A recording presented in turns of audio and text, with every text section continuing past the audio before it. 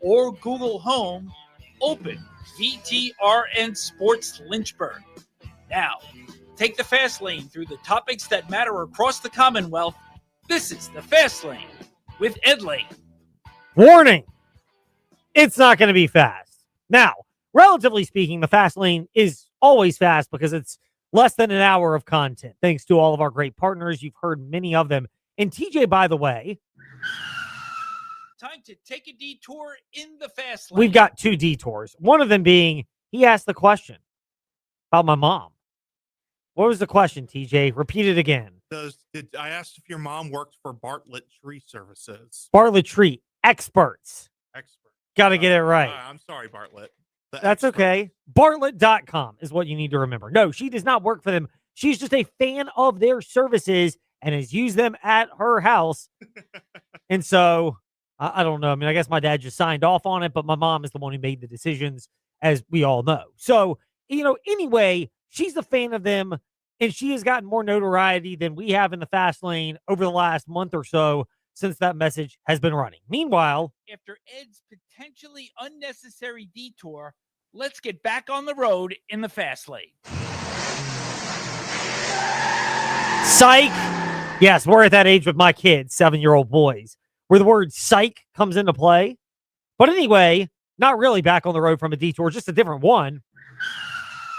Time to take a detour in the fast lane. But this one's at least sports related. We are going to do a March Madness themed, not so fast, getting through all this, but Fast 5 at 5-ish in just a moment. But when we charted out what to do, sound effects, press conference observations, all of that, one thing we knew did not happen was going to likely happen. Granted, it got a lot closer to showtime than we thought, but that was the Virginia Lady Cavaliers, who have bounced the Iowa Lady Hawkeyes. Lady who's a double overtime victory today at Iowa. First of all, once again, proving a theory that has proven so true over March Madness. Hashtag first to 73. First team to 73 points gets the win. We got to start doing some math on this. One day I'm going to pull the time together, but the eye observation makes it clear. Virginia lost last night because they couldn't quite get to 73. Meanwhile, Tennessee got to 73, 79 to be exact. More on that in a moment. But this is a big step up. Like, I even thought with Virginia beating Georgia on Saturday in the opening round, that alone was a step in the right direction for Coach Mox's team. And to add this on, winning at Iowa, in the Iowa regional, look, I don't think anybody is under the impression Virginia is going to get to the Final Four. Like, chalk generally holds in women's basketball. Like, the highest seed teams generally do, which is what makes this impressive. Now, this is not Iowa with Caitlin Clark. New coach, no Caitlin Clark. So let's expunge that from our record. But still, it's consistently good program. They finished second in the Big Ten this year and in the Big Ten tournament. Granted, they lost by like 40 to UCLA in the Big Ten tournament championship game. But the gulf between these top teams in women's basketball, even like number one UConn and the other number one seeds, and certainly the number two, like it's wide. Whereas in men's basketball, Duke's the number one overall seed, regardless of how they played their first two games of the tournament, as you've heard them on the VTRN Sports app. Like, would it shock anyone if Duke lost in the Sweet 16 to St. John's when they play Friday evening on the VTRN Sports app at 93.3 FM? No. Would it shock you, TJ? No, it would not. Would it shock you if Michigan lost at some point before the Final Four? No, it would not. I have them losing. Would it shock you if Arizona lost, even though you have them winning it all? You know what? Anything can happen, and Arizona has shown weaknesses. In men's basketball, it's that way. In women's, it's different. Like, the gulf in seeds is much greater. Like look last night. Iowa beat Florida. And Iowa was the, 8-9 winner. I don't know if they were the 8 or the 9, but whatever. Yeah, they're 8. Comparable to Virginia, who was a 10 seed, the Lady Who's who won today. But roster construction, not all that far off. Like, the talent level is not that big of a gap. The financial investment in rosters, Iowa's at the low end of Sweet 16 teams, and they're still over the 6 million mark. Duke's at the high end at 12, according to some information you can glean on the internet. This is a lot of agents that leak the information. They do have a desire to do that to show who's invested, to drive prices up. It's kind of what's going on in all professional sports. College is basically that. But for Virginia, this is really impressive. Like, we're contextualizing it. And the way they won today was also impressive. I think the thing that jumped out to me was in overtime when they went down and tied the game against Iowa with about 5 seconds left. Yeah. And you're sitting there going, I don't know if they're going to be able to get the defensive stop. They did. Like, that was the part that probably jumped out to me the most. When they needed to come up with defensive stops, they buckled down defensively. Yeah. In particularly the fourth quarter, but especially in the first and second overtimes, which allowed them to get enough of a gulf and a gap on Iowa to pull off the upset. And look, I think there's got to be an effect of playing relaxed. Again, we won't be able to bring you the Coach Mock's press conference. We'll try to chop it up and listen and have some more thoughts on that later this week in the Fast Lane. No show tomorrow. Tech baseball shows Wednesday and Thursday. Then the women's Sweet 16 on Friday. By the way, we'll figure out when the Lady Hoos are playing, and we'll keep you updated on that. We do have the rights to carry it, so from Westwood One. So we're grateful for that. But for Virginia, like, you watched more of the game than I did. Yeah. Like, I was listening, following the game, and all that, but I really tuned in the fourth quarter and overtime. And I was wowed by the way the Lady Hoos defense jumped out. Everybody's talking about, Paris Johnson and Kimora Johnson and Paris Clark. Yeah. Excuse me, getting the two names mixed up. But the way they performed offensively, I look at the way they performed defensively and shutting down Iowa when it mattered most. No, and they boxed out. Iowa has the same power forward and center that they had when Caitlin Clark was there. And they boxed them out away from getting big-time rebounds. That was impressive. And defensively, UVA just locked up the paint and forced them to take perimeter shots, uncomfortable perimeter shots. It was impressive to watch. Well, look, we've seen these games. I mean, we heard the Virginia Tech loss earlier in the year to the Lady Hokies, but I remember that one when the Lady Hoos lost to the Lady Hokies, and you're going, wow, okay. Are they just not able to get over the hump in these close games? Carolina, they're inconsistent there. NC State, same thing. And I caught the end of that game because it was the same day they had the North Carolina beat Virginia in men's basketball at JPJ, back when Hubert Davis's job was safe. And, more on that later. I'm surprised he's still the coach now, although I think the reason why is they're trying to drag this thing out with extensions, buyouts, and some of the candidates may or may not be coaching in the Sweet 16. So, I think there are a couple of them, Nate Oates, TJ Otzelberger, Alabama and Iowa State, respectively, where Carolina might be behooved about dragging this out. You don't cancel the season finale of the coach's show without a change. No, I mean, exactly. You're not going to cancel that without it. You hit the nail on the head with that. But after that North Carolina win at Virginia, so I happened to be sticking around watching the women's game. And they fell down to NC State. They battled back. It's kind of like the flows of this team. This is the first time the last couple of games, Georgia and Iowa, and this is, by the way, big money and big spending SEC and Big Ten programs that Virginia's been able to hang with. That's what makes this so impressive. More on the Lady Hoos later, including JerryRatcliffe.com founder and contributor Jerry Hootie Ratcliffe. But speaking of the Virginia Cavaliers, more on that right now in... It's time for Fast Five at 5-ish. 5-ish minutes on 5 relevant topics done around 5 p.m.-ish. Ish, because our counting skills are kinda ish. Let's start with number 5. Virginia, they lost to Tennessee yesterday, and there are a couple of things that jumped out. One of them being that while Virginia was about even with Tennessee in the rebounding margin statistically, what jumped out was, and it started in the first half, and it carried over to a chunk of the second half. Tennessee was adept enough at getting offensive rebounds and at least making Virginia have to work for them.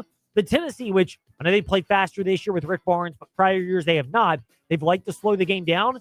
They were able to force Virginia into a spot where they never could quite get out into transition and really create that type of more sped up offense that the Hoos wanted, as they came into the game averaging 81 points a game and they finished with 71. And Ryan Odom touched on how that was a bugaboo for the Hoos. They definitely have huge size up front, and they play 2 5-men basically for the majority of the game. And we played some teams. Texas was one, that had that type of size. I thought the guys did a nice job. I mean, from a rebounding perspective, where did it end up? we held them to 3 in the first half. They obviously got some more in the second half, but we had 16, and that was one of the things that we talked about from an offensive rebounding standpoint, or rebounding in general. It's like they're so good on offensive rebound, we can't not go on our side. We're good at it too, and they definitely have guys that can switch, and they started switching at the end of it that are 6'9" and 6'10", and the switching, the rebounds, all of those things combined to where Virginia could score, but it felt like much more of a drag and not the level of relaxed, comfortable offense. And it was all those little things that added up to give Tennessee the victory over Virginia. One big thing. It was a bunch of little things where you do have to tip your cap to Rick Barnes, who I think gets kind of a bad reputation from his time at Texas, but he was good at Clemson, and he's gotten Tennessee back to the Sweet 16 once again. The first half, was hurtful for us because we had too many breakdowns, and shouldn't have been at 36, based on some of the things that we did defensively in that game or in that half. And, I think we did a little bit better job of getting the game going, in the second half. And obviously they made some free throws down the stretch, but you got to give them credit. They made the plays they needed to make and answered, at the end when we made our run. And, that's how you win games. It is. And tip your cap to Tennessee. They outscored Virginia 9-1 over the last 2 or so minutes of the game, winning 79-72. Virginia at one point led around the 2-minute mark, 71-70. And it was all those little things that added up. This is not a Virginia program that's far off. Hard to go year to year with the roster. That's a topic for a later date. As far as Virginia, they lose 5 seniors. You don't know who else might get priced out, or someone wants to give them an egregious amount of money and an open season free agency. That stuff can happen. But for Virginia, it's a good base year for Ryan Odom's squad. Meanwhile, pivoting off of that too, number 4, the Virginia Tech Lady Hokies in this game that we saw or listened to for a little bit this past Friday. And that is, for Virginia Tech, it felt like they never could get into a rhythm. And when Oregon really turned on the Jets, particularly in the third quarter, but I think even the second quarter, it was the fact that it was what you call being multiple is the big thing, where there are multiple looks, as Megan Duffy noted, that ultimately it created problems for a Virginia Tech team that has shown progress. They've taken a step forward. They've not won a tournament game, unlike the Lady Hoos, who've won 2 with their upset win at Iowa today. But it's still a step in the right direction for year 2 of the Megan Duffy era. But the Oregon matchup was just a problem for Virginia Tech, particularly their ability to throw different looks at them and speed up Virginia Tech. We were concerned going into the game with their defense, whether they have a different couple ways they play their man-to-man. Sometimes it's, using their length to disrupt. Sometimes they're getting out in passing lanes, different facets with their man. They got 2 different zones and a press. So, we tried to, pack in as much as we could in, 3 days of preparation and even some stuff the week before to really counter that. And I thought we were just a little rushed on some of our layups, some short jumpers that, I thought we could take a pull up and we went all the way to the rim.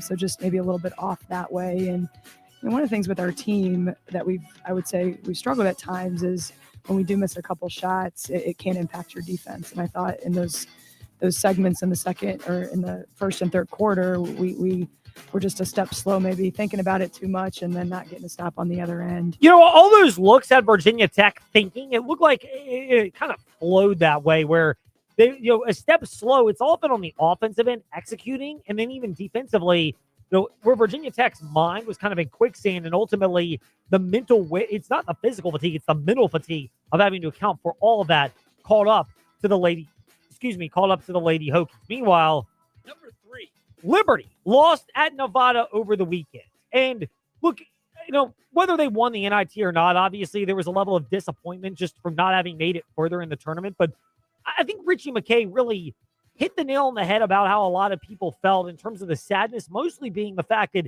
it's now officially the final time that Kaden Matheny, Colin Porter, and Zach Cleveland will play together. You don't hear Richie McKay get this emotional, but he was asked about it being the last game and the impact on the program of these seniors. Yeah. I hate last games because that question invokes the reality that I won't get to coach him again. And he and Colin and Caden, in an era in which it's about me or about mine. They stayed for less money. They trusted us. They chose us. And one of our assistant coaches, or our associate coach, Derek Johnson, said in our locker room, he said, "Thank you guys for choosing us." And yeah, I probably can't give you a great description other than I'm just trying to remember what I was told, to make sure you don't be sad that it's over, be happy that it occurred. And I'll try and live in that posture because he's special.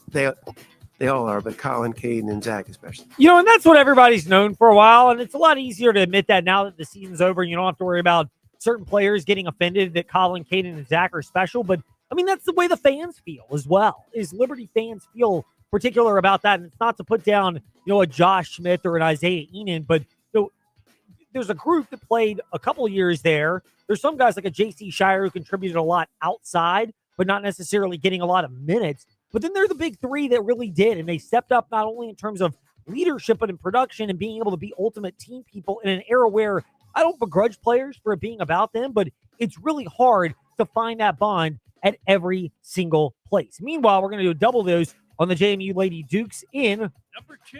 1. They lost. They fell down early. Like, initially, it was, you blink and it's 27-9 in that game. They were never really in it. And Sean O'Regan, their head coach, had an interesting observation about how that came to be. I'm proud of our effort. I thought we battled. I thought we had a really bad start, really bad quarter. But I give Kentucky all the credit. I mean, they made us have a bad quarter. Their length was really bothersome, and I think it affected our ability to make shots early. Affected us on the glass as well. So I give them a lot of credit. I mean, they were ready to go. They were not nervous. They didn't take us lightly. They were on every set we called. They had a game plan. They did not take us lightly. So I give them a lot of credit. It's too bad we got off to a bad start because you work all the way to get here and you want to play well, and our start was too much to overcome. It was. It looked like the moment was too big for the JMU Lady Dukes. That's the part that's disappointing. They had a wonderful run to win the Sun Belt Conference Tournament Championship. They won their last 9 games when you include the regular season and the conference tournament. I mean, look, it's a clear step forward for Sean O'Regan's squad, and there's a lot to be proud of. But it was a game that was what ended up being like a 15-point margin at the end. And let's be real here, 27-9 early. This could have been a lot worse because Kenny Brooks basically admitted as such in Number 1. Kentucky came out ready to roll in this one. They had a terrific season. They gave us, all we could handle in the second half. But I'm proud of my kids. We came out, we were ready to roll. That was one of the things I was a little nervous about because we hadn't played in 2 weeks in 1 day. And we had a couple of practices where I felt like they were swimming upstream when they were trying to run down the floor. It just felt like they didn't have their wind, but they did a really good job and they were ready to play. I didn't finish it like we really wanted to, but it was kind of I thought we took our foot off the pedal. But nonetheless, this is the NCAA tournament. We're very, very proud. We had a really good win against a very good opponent. So they came out strong in the second half, but there's a reason for it because you don't hear this very often, but Kenny Brooks essentially just admitted that they let off the gas. You know what? When we were very fortunate to get up as much as we were, and we have a game on Monday night, and whichever opponent it is was sitting there watching us. So we were going to be as vanilla as possible. We weren't going to try to do anything. If that was a normal game and that was the end and we didn't play another game for a while, we would have done a lot of things differently. And that's nothing against what JMU did in the second half. Kudos to them. But we kept it very vanilla. And when you play in a tournament and you got great coaches like Mark and Glenn, they're sitting there watching you and watching your calls. You're not going to run everything. You're not going to show them a lot. And so we went very vanilla in the second half. Well, there it is. We went very vanilla in this. I mean, look, that is code for we took off the gas. Like, if we had to press the accelerator, we would have done that. But if not, we didn't have to do that. And I guess it's working at least through the first quarter because after one, Kentucky, the Lady Wildcats do have a 20-15 lead at the Lady Mountaineers. They're playing that game in Morgantown, West Virginia. But, look, let's be real here. This was a blowout. It could have been worse. And, it's just disappointing for JMU. Great season, but it came to an end. An unfortunate way for them. We do need to get to NASCAR. We have a lot more to discuss. But when we return in the fast lane, more on the JMU Lady Dukes, a deeper dive into the Virginia Cavaliers, and a little Washington Commanders draft thoughts and observations now that majority, at least the early waves of free agency, have settled down. All that when we return. And by the way, a quick programming note, Virginia Tech, we'll get to that Wednesday or Thursday in the Fast Lane. We're kind of juggling schedules with NASCAR at Martinsville this week. So we have no show tomorrow. We'll obviously keep you posted at TJ_Wilkerson8 and Fast Lane Ed Lane, Facebook, Twitter, Instagram. Otherwise, you'd be hearing TJ, but no show Tuesday or Friday. So we're kind of on a condensed look this week. So you have to deal with more of me than TJ. And for that, I apologize. But we bring you back from that with guests in covering the Commonwealth next here in the Fast Lane. Do you love the 80s? Whether you were Team Madonna or Prince, this night is for you. Hi, I'm Kelly Diaz with Casa of Central Virginia, inviting you to Retro Rewind, our totally rad 80s party for a great cause. Join us April 11th from 6 to 10 at the Boonesboro Ruritan Club for an awesome 80s DJ, arcade games, dance floor, and more. Best of all, every ticket helps Casa volunteers advocate for children who have experienced abuse or neglect in our community.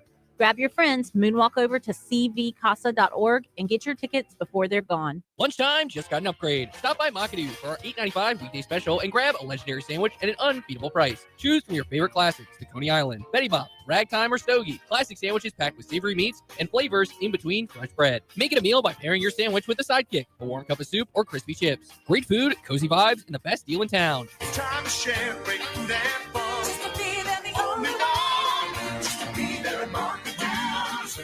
We'll see you at the Dues. Spring means green lawns, open windows, and afternoons spent outdoors. At Brownstone Properties, you'll find homes with private yards, with locations near scenic walking trails, or beautiful local parks, perfect for family picnics or peaceful strolls. This season, find your place to grow. Start today at brownstoneproperties.com or call 434-385-1025. Brownstone Properties, where home is at the heart of everything we do. When you walk into Haley's, you see the size and selection of a big box store. Over 19,000 square feet of appliances and mattresses. Leading appliances like KitchenAid, Whirlpool, Maytag, Genair, Speed Queen, GE, and Monogram. And mattresses like Sealy, Serta, and Tempur-Pedic. So what's the difference? A family, locally owned business. And a staff committed to servicing you over the entire life of the product. That means before, during, and well after your purchase. Visit Haley's today, just off Ward Road in Lynchburg. Haley's, quality that counts. VTRN Sports is now heading to YouTube. Head to youtube.com/@VTRN Sports Lynchburg to watch both the morning warm-up with Trey Lyle and the Fast Lane with Ed Lane live each day. Make sure you subscribe to the channel and have notifications turned on. All the great local content you love with VTRN Sports is now on YouTube. Subscribe to the VTRN Sports YouTube channel at youtube.com/@VTRN Sports Lynchburg. Hi, I'm Zach Mackey, the voice of Virginia Tech men's basketball. Catch the Fast Lane with Ed Lane and Trey Lyle weekdays 5 to 6 p.m. on VTRN Sports 93.3 FM and the VTRN Sports app. Hi, this is Bill Roth, voice of Virginia Tech football. You're listening to the Fast Lane with Ed Lane and Trey Lyle. Join the chat at Trey Lyle VT and Fast Lane Ed Lane on Facebook, Twitter, YouTube, and Instagram. Well, we wrapped it up in covering the Commonwealth, or wrapped it up in the Fast 5 at 5-ish. Now we kick it off in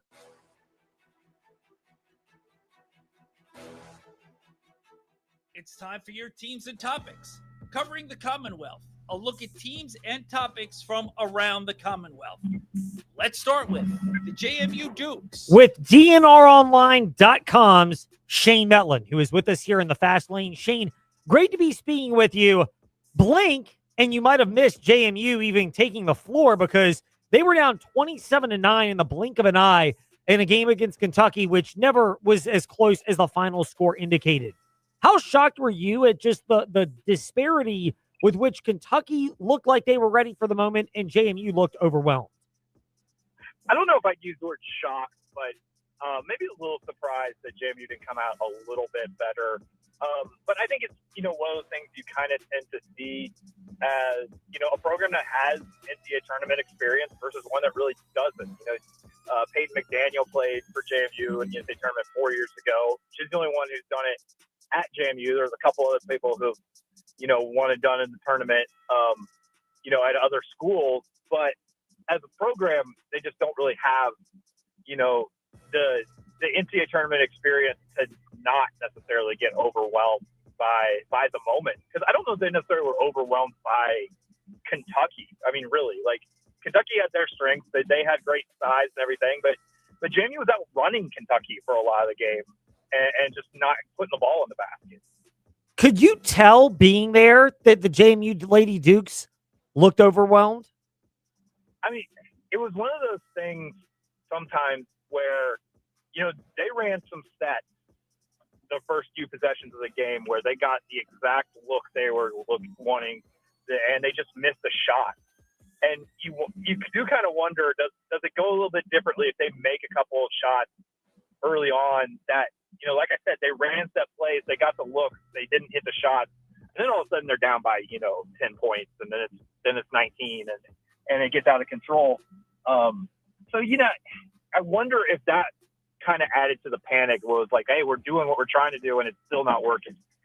DNRonline.com's Shane Metlin is hanging out with us today in the Fast Lane. Shane, I mean, is it reasonable to say this was a 71-56 loss that, I mean, Kenny Brooks all but said that we let off the gas in the second half and went really vanilla. This could have been a lot worse if it was going against anybody other than a JMU alum who did not want to embarrass his former school.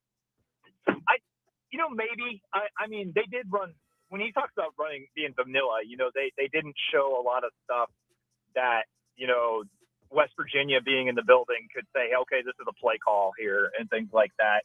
But they played their starters throughout the game. Like I said, like after the first quarter, even during the first quarter, JMU was outrunning. They were getting down the floor ahead of Kentucky. They were getting good looks. So I think it was a little bit of, Kentucky's not calling set plays necessarily for Clara Strack, trying to get, buckets for her. But also, JMU settles into that game and plays much, much better for the final three quarters than they did in the first 12 minutes. Yeah, I mean, you're down 32-10 at the end of the first quarter. That's kind of where it all went sideways after that. And JMU fought, give them a lot of credit. How much of that was Peyton McDaniel and Ashanti Barnes wanting to be able to leave the right legacy of going out the right way in their final game?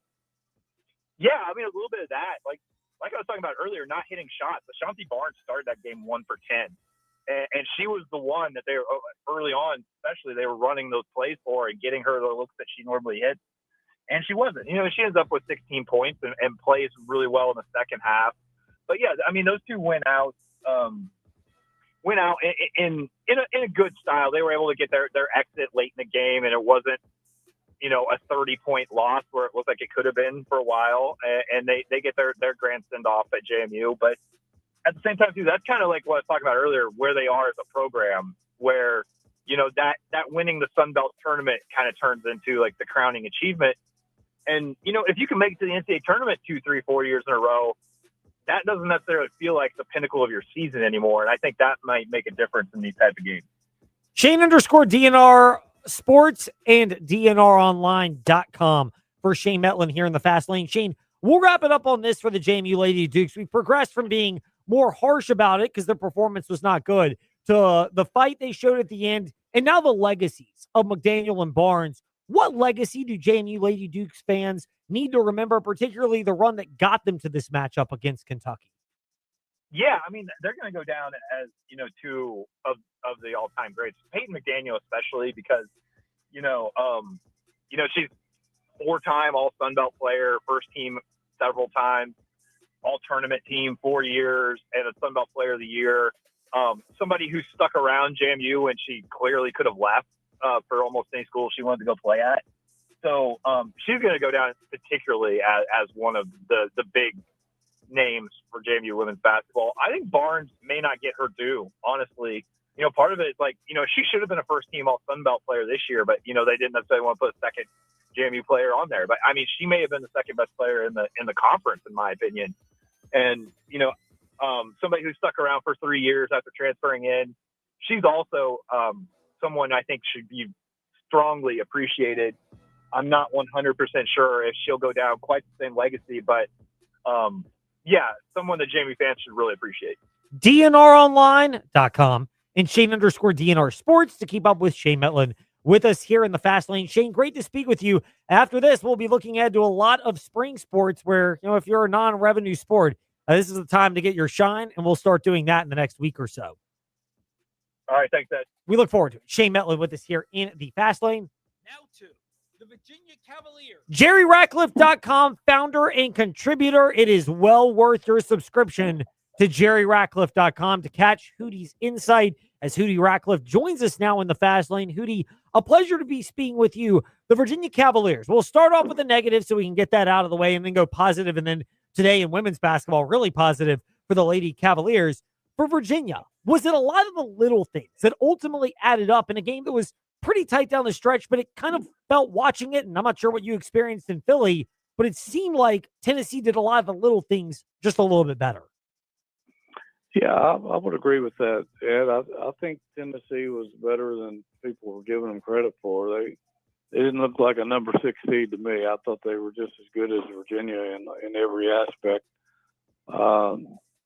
So I think they might have been a little underseeded there, but Tennessee did everything they had to do. They had a good game plan. They used their length to great advantage and coming out on Virginia's 3-point shooters and did a pretty good job inside the paint as well. Virginia's big men weren't quite as effective as they had been in most games.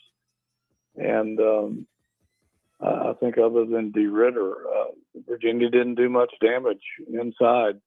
And he just looked like a guy who was trying to will his team to win. But give Tennessee credit. They did all the right things, and it came down to them making free throws the final 2 minutes, and they made 9 of their last 10. So when they had a chance to lock it up, they did what they had to do. No doubt. They did. It was very impressive from Tennessee down the stretch. Well, it was the most impressive thing, though, the Vols, and they had 2 7-footers, and they're both really athletic. You've got the Ament kid who's going to be a lottery pick in all likelihood in the NBA draft. But Tennessee, it wasn't the offensive rebounding that they scored off of because they didn't really do that. But it felt like watching and certainly listening on the VTR and Sports app, your home for March Madness, that Tennessee's rebounding more prevented Virginia from being able to get out and move in transition and have that movement that makes their offense so lethal. Was that what you saw as well? Yeah, I think so.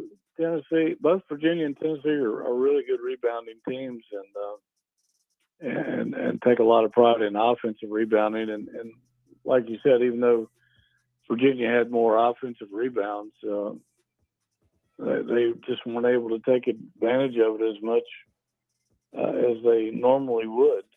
They only had 9-second chance points, which is very low for them. And of course, Tennessee didn't do much better, but they did prevent Virginia from taking control like they normally do when they dominate the boards like they do. So yeah, Tennessee's length bothered Virginia all over the floor, and Ament, as you mentioned, probably a lottery pick after not scoring in the tournament opener against Miami of Ohio, was in pretty good form last night. He was 4 of 11 and finished with 16 points and made 7 of 8 free throws under pressure. So he looked pretty good. He's been playing hurt, so anything they got from him was a bonus, and certainly he contributed last night. Hootie, big picture, and the majority of Ryan Odom's press conference and even Testa Ritter and Dallin Hall was speaking about the accomplishments for this season and the program being headed in the right direction. Are you confident in that sentiment, even with 5 seniors departing, and who knows how the financials will work out to retain the other players that contributed significantly?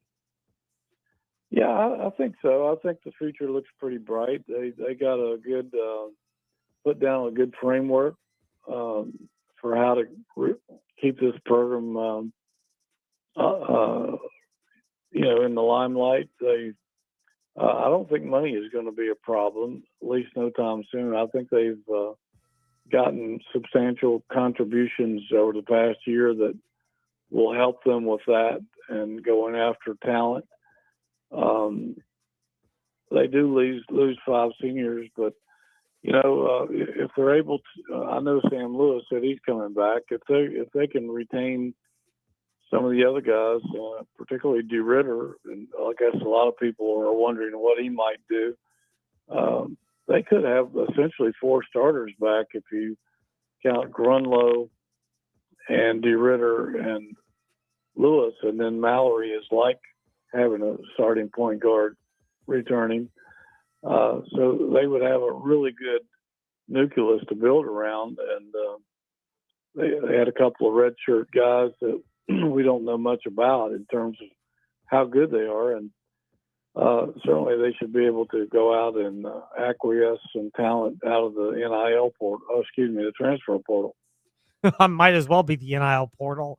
That's not exactly. That's not an inaccurate comment. It's just not the technically officially correct term for it, Hootie. We'll pivot off of the Virginia men's team to the women's team. I mean, I thought beating Georgia was icing on the cake. Is this like an overdose of icing today, beating Iowa, even though it took 2 overtimes to knock off one of the bigger programs in women's basketball and move to the Sweet 16 for the first time since 2000?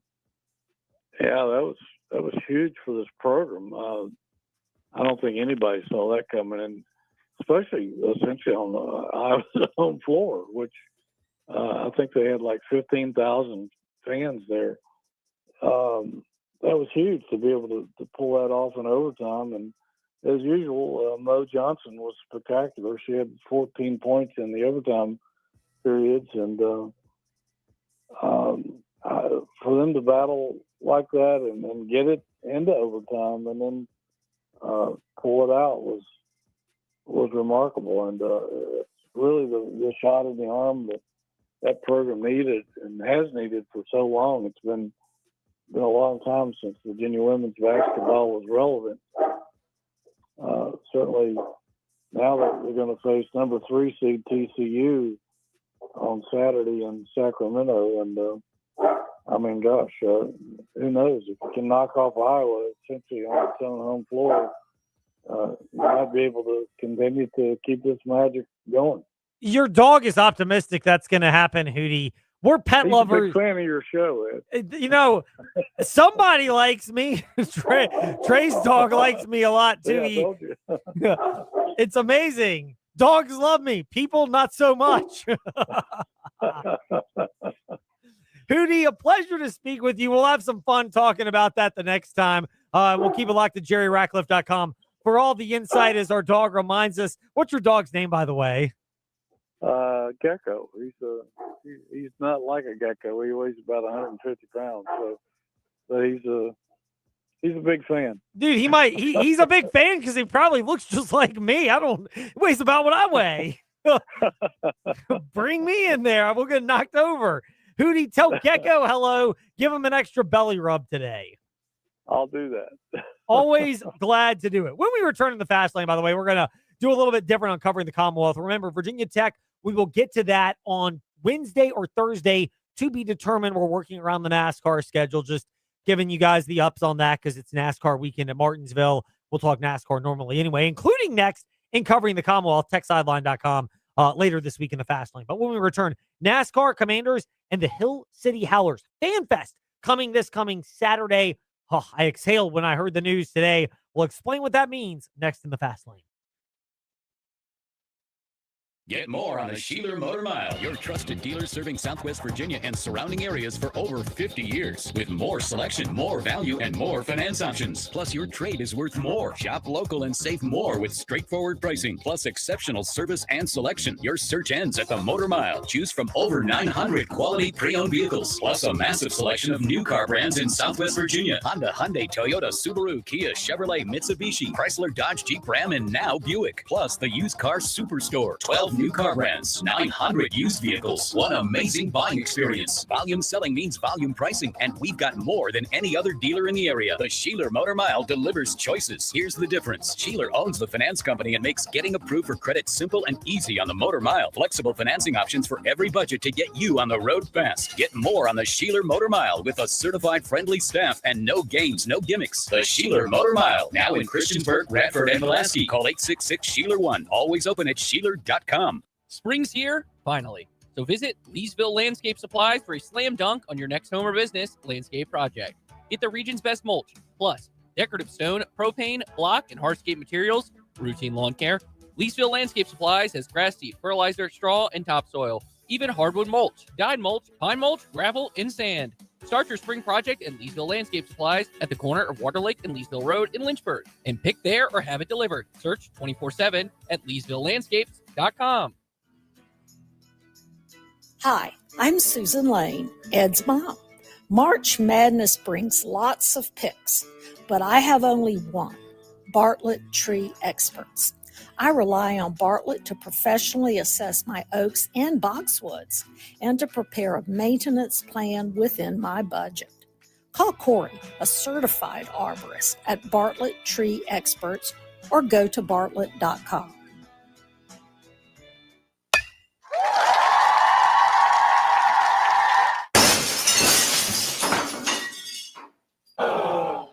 When the thrill of playing ball turns into the agony of a broken windshield or car window, contact Apple Auto Glass.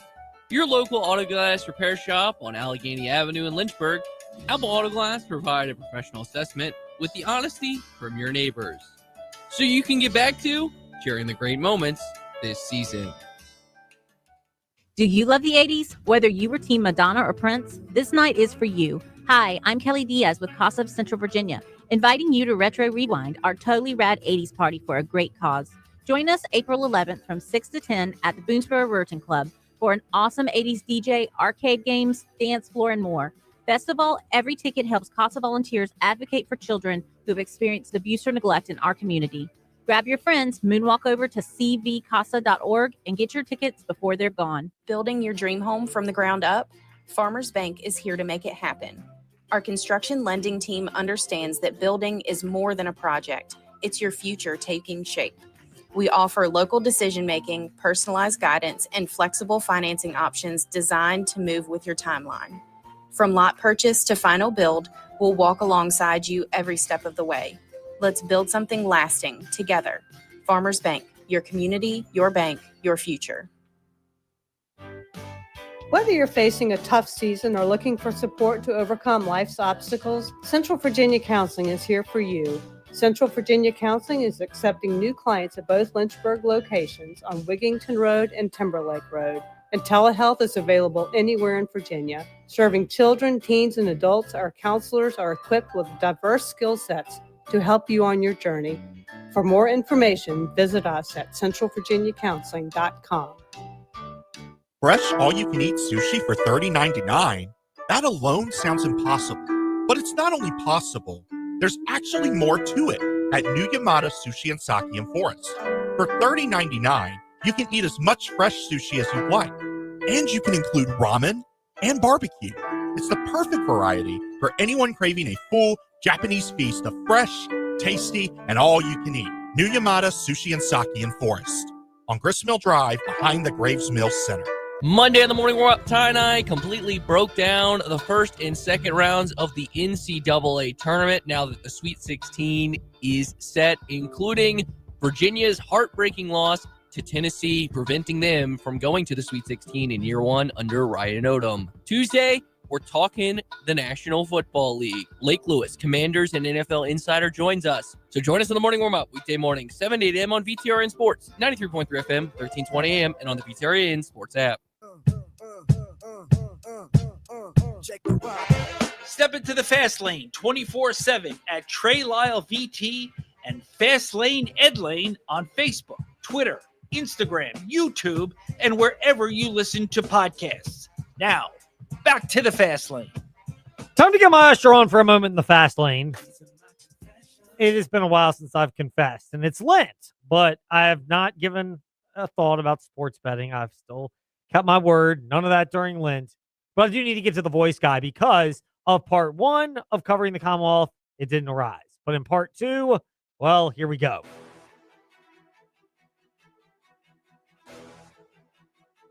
It's time for your teams and topics.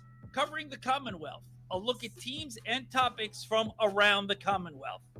Let's start with The Hill City Howlers. That's terrible, but it's the best I could do because the voice guy, I have not gotten in touch with him You know him as Vic Morin because he's our NHL guy when the NHL playoffs get here, he and his colleague, Neil Smith. But it's the Hill City Howlers. Season is getting ever closer, and their broadcaster, Jason Prill, is with us in the fast lane.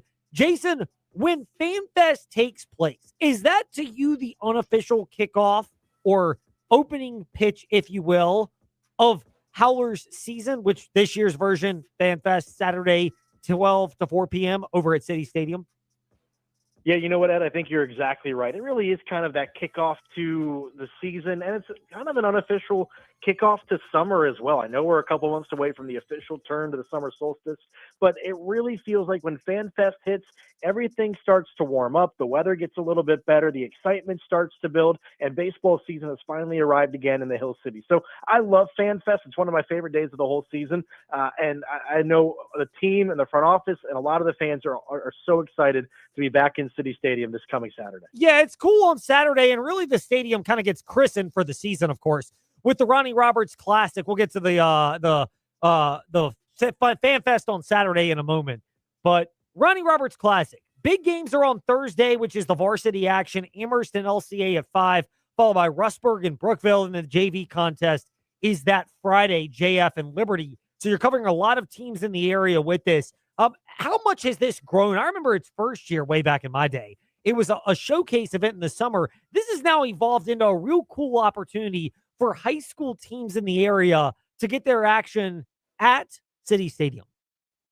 Yeah, you know what, Ed? This is probably one of our favorite events that we get to put on year in and year out because of just what Ronnie Roberts meant to the community. He was such a staple, and he was so passionate about investing back, about giving back to the fans, about giving back to the community, and about making sure that everybody had fun when they stepped inside the ballpark. And that's what we get to provide for a bunch of these high school kids who knows when their careers are going to end, who knows how much longer they're going to be able to play for, but they're going to get to play a game in a minor league ballpark, a professional baseball stadium in front of a crowd of family and friends. And that's special, and it's grown so much since the first year, which happened in part of COVID, to give the seniors an opportunity, one last chance to take the field wearing their school colors. And now it's a whole kind of round robin affair where teams get to play other teams in the community. And it's so cool to be able to bring all these high schools in there, showcase some really talented high school athletes, and just get to watch high school baseball and celebrate our own community. It is. It's a real neat thing. This event has evolved into a showcase for some of the biggest teams in the Seminole District, and that's Thursday at 5 p.m., game one of the doubleheader for high school baseball, the Seminole District, over at City Stadium. Kind of a kickoff to the weekend, which is capped off Saturday with FanFest, 12 to 4 p.m. in the afternoon. First of all, it's a genuine thank you to you and your staff over there, Jason, that this event is in the afternoon because we've got soccer, we've got all sorts of activities with the kids early in the day. But the latter part of the day, I'm in town alone with two 7-year-old boys, and I need something fun to do, and this item fits the bill perfectly. Well, we're glad to help you out. We hope it's going to be a great time. We know it's going to be a great time. I mean, there's a petting zoo, a bounce house.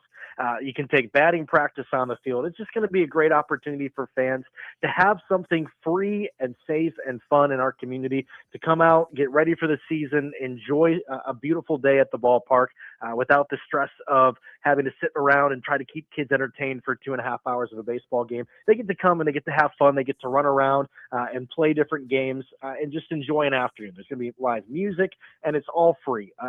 It's an opportunity just to welcome people back. It's been it's been a long winter, but summer's arriving. It's closer than it's been any day prior, and Saturday kind of welcomes us back into summer. So we're excited to welcome fans back for our summer season coming up in just a few weeks, but beginning on Saturday with FanFest.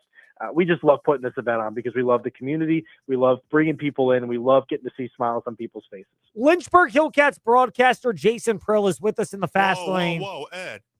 Yeah, virtual swear jar. I know. Hill City Howlers broadcaster. There you go. TJ, you are on it today, calling me out. By the way, all right. I got to give it's an excuse. It's not an explanation. This is an excuse. But it's because I was looking at the yard sale that begins at 9 a.m. this coming Saturday.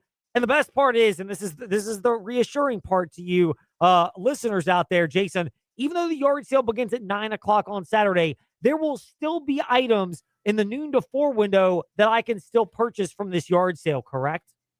Absolutely. This is going to be going on all day from 9 a.m. to 4 p.m.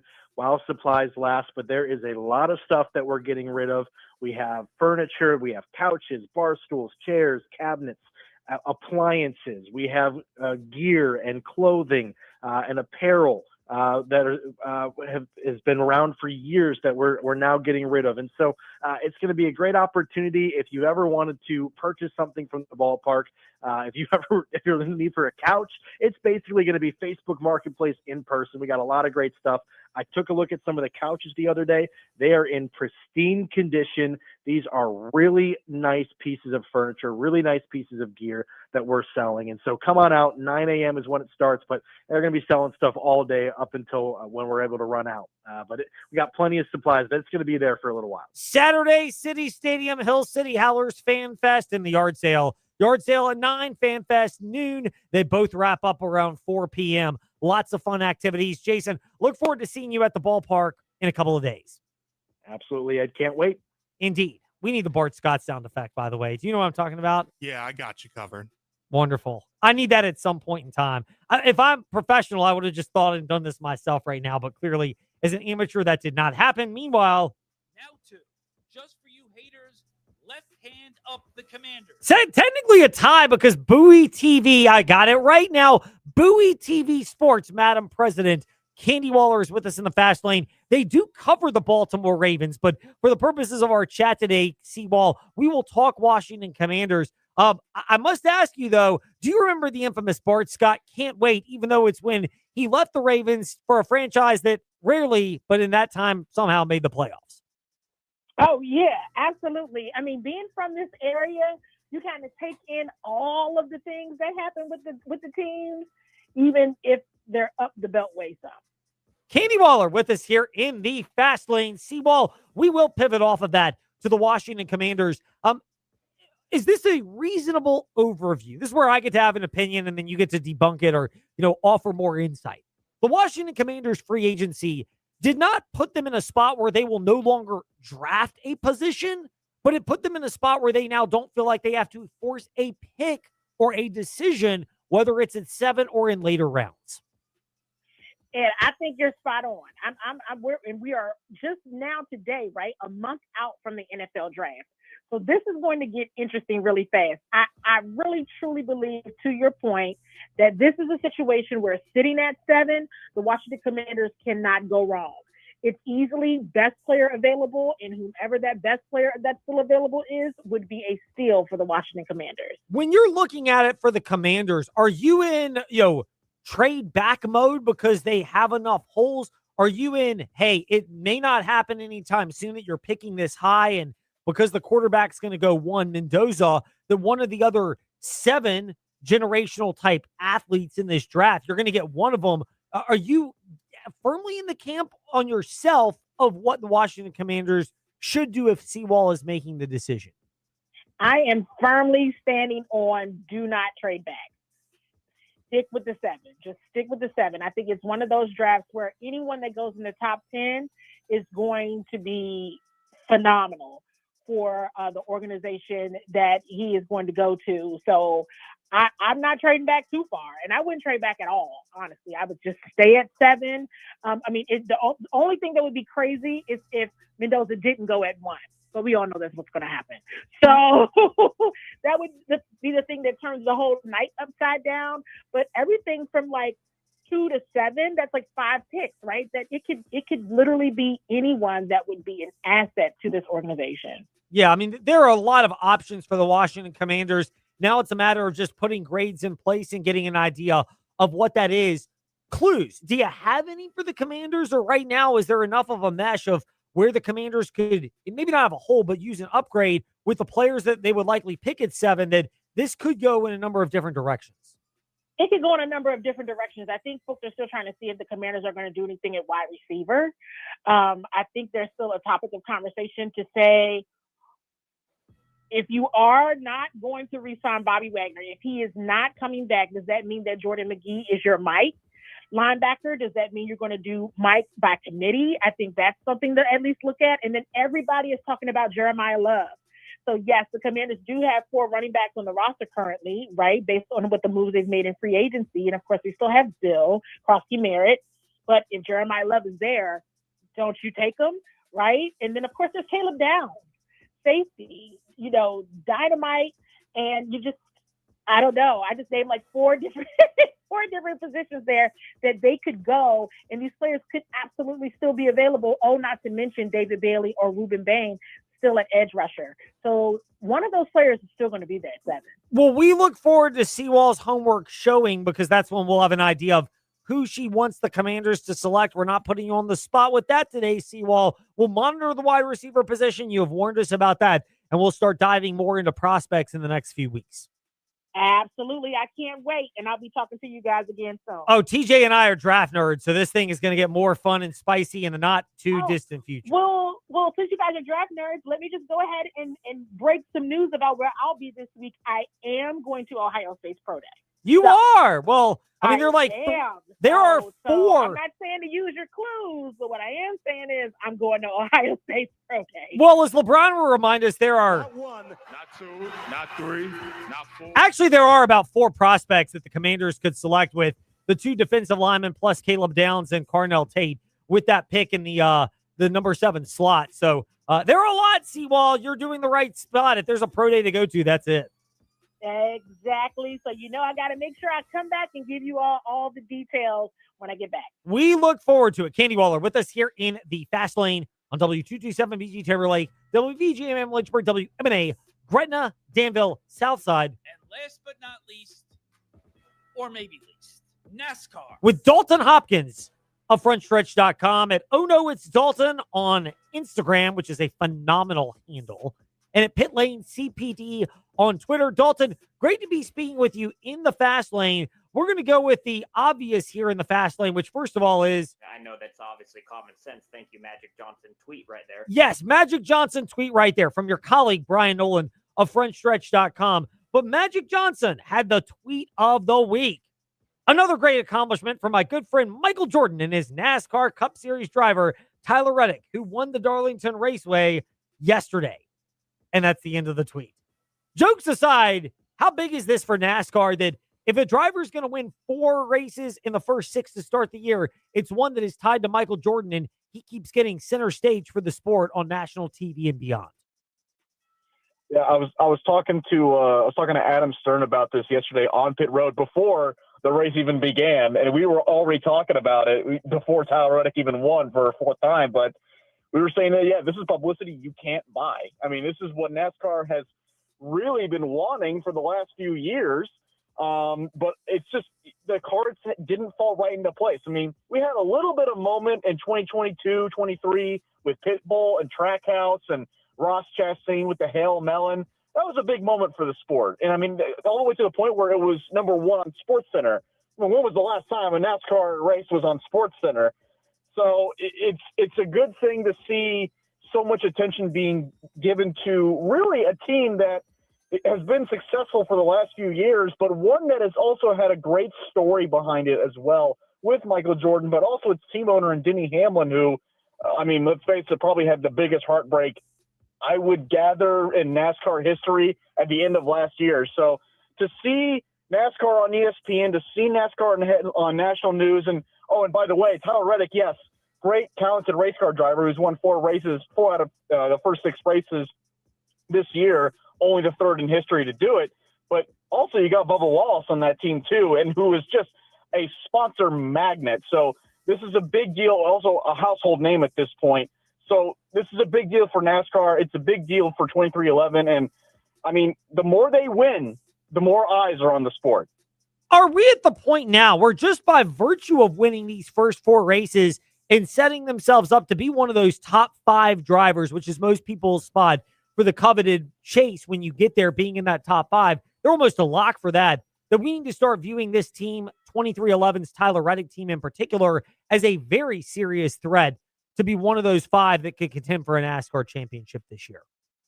I think they're already there. I think that, I mean, I know it's so early, right? I know we're only 6 races in, and there's 26 races in the regular season, but when you have a 95-point lead ahead of second place, that's over a whole race. We're almost getting into 2 race territory here. I mean, and he's been consistent for the last 2 weeks too. For the 2 races he didn't win, he's still been consistent. So that 45 team, I don't know what it is, but they figured something out. I mean, look, let the conspiracy theories fly, right? 2311 kind of sort of settles, sort of wins a lawsuit against NASCAR, and suddenly they're 4 for 6 in the first 6 races. Oh, and by the way, the owner of that team also has a win. So really it's 5 for 6 in the first 6 races of the season. So you can put your tinfoil hats on there, but I'm not going to entertain that. I think 2311 is actually just fast. And I think despite the fact that, yes, Tyler Reddick was winless last year, and he has struggled in the last year or two or so, that Toyota, they're the best Toyota team, I think, right now, even above Joe Gibbs. I think 2311, Tyler Reddick right now, they're a lock for not only the top 5 in the chase, but I would even gather, I think Reddick is probably going to, he might be in contention to win the regular season championship. I mean, at this point, it's hard not to see that scenario, even though it's 6 races into the schedule. Number 7 is going to be at Martinsville Speedway. Look, I got to go there with you, Dalton. It's Dalton Hopkins of frontstretch.com is with us in the fast lane. Your colleague, Brian Nolan, keeps saying, is this the weekend where Ty Gibbs is going to finally get to victory lane? And I have told him repeatedly, no. It has to happen in front of Trey Lyle, Michael Massey, and myself in Martinsville so that I can be unsufferable for those 2 individuals. Are you on board that we're getting closer? If there is any justice in this world, Ed, it will happen with you standing right next to Michael Massey and Trey Lyle. That Ty Gibbs will win. And you know what? Man? We're getting close. Top 10s for the last 4 races. 3 of them top 5. This is the best start to a season that Ty Gibbs has ever had in a Cup season. What a difference a year makes. At this point in the year, he hadn't even had a top 10. Now he's got 4. I think, and you can see on his face too, the emotion, the way he talks, the way he presents himself. Something's different about him. He just seems happier all of a sudden. So you can ask most of the people in the media center, because I talked to him about it. A lot of them agree. He just looks like he's having more fun this year. So if there's any justice in this world, he will win at Martinsville, and you can brag about it all you want to Michael Massey and Trey Lyle's face. Oh, I am going to be detested by the end of Sunday at how ridiculous this is, especially because I'm not a night guy, so it'll be later in the afternoon or early evening. I'll be running on fumes, and they'll have to deal with me in that regard. Not to mention the next week in the fast lane. It will just be unbearable for them. Pivoting off of that, though, who's closer to challenging Toyota? Is it Ford or Chevy right now? Oh, there's no doubt it's got to be Ford, right? I mean, look at what happened with Chevrolet on Sunday. Look what happened to Chevrolet yesterday. Kyle Larson ran up front for a little bit, led a few laps, but then where did he go? He kind of faded near the end, and the top running Chevrolet at the end was Carson Hocevar, who finished 4th. So I don't want to say that they've got a problem. It's definitely not time to hit the panic button or anything, but I think the Chevrolet body might be presenting more challenges than maybe they thought they were going to be. I don't think they've fallen off quite like they did in 2018 or 2019. I don't think we're there, but I'm sure we'll get a Chevrolet win here soon. I'm sure Kyle Larson will do what Kyle Larson does here soon. And let's not forget, Martinsville is basically Hendrick Motorsports' home. So I would expect something to happen as soon as this weekend. However, you look at the RFK cars that just ran on Sunday. Brad Keselowski arguably should have won that race, led the most laps. Chris Buescher was running up front as well. Even Ryan Preece was there. Ryan Blaney's still very fast. Austin Cindric got a top 10. The Ford guys are still running up near the front. I mean, not 2311 fast for now, but I think they've got an edge over Chevrolet at the moment. Well, we will see what all transpires. We appreciate it. Thank you for your time, Dalton Hopkins in the fast lane. And yes, if the world is any bit just, not only will Ty Gibbs win this weekend, but somehow my prayer of a request to interview him before the race will be granted. He'll win. Then I'll get him back on. And then Trey will just have to really endure one of the most brutal 2-week stretches in Virginia Talk Radio Network and frontstretch.com history. Just for the sake of having to listen to Trey squirm, I hope that happens, Ed. Yes, that's all that we need. Dalton Hopkins, thank you for your time. Glad you got to enjoy Darlington. And I pray that you got to enjoy My Place Hotels, which is a big upgrade over the America's Best Value Inn that's down there in just outside of Darlington, which my wife and I, we went in there, but I wouldn't say we really got under the sheets or even on top. We just kept our clothes on, had a hoodie on, and somehow survived. That's a story for a different day. Pleasure as always, Ed. Yeah, My Place Hotels, great hotel chain, and Billy's Tequila. Yeah, we tequila. We needed a lot of it if we were going to be down there for that. We would have needed a ton. Instead, it seemed like a lot of the people around us had a lot, if you catch our drift. Dalton, thank you for your time today in the Fast Lane. Pleasure as always, Ed. Dalton Hopkins to wrap up the Fast Lane with us. Tonight, we've got a little NBA action, Mavs and Warriors. Then we are off tomorrow, Virginia Tech baseball. They try to keep the momentum of the series win against Duke, rolling at East Tennessee, ETSU. Tomorrow, Wednesday, we're back, TJ and me in the Fast Lane with guests to be determined on the VTRN Sports app, and ask that smart speaker, open VTRN Sports. At 6'9", he can make shots inside and outside. He's another post-up player and a long defender.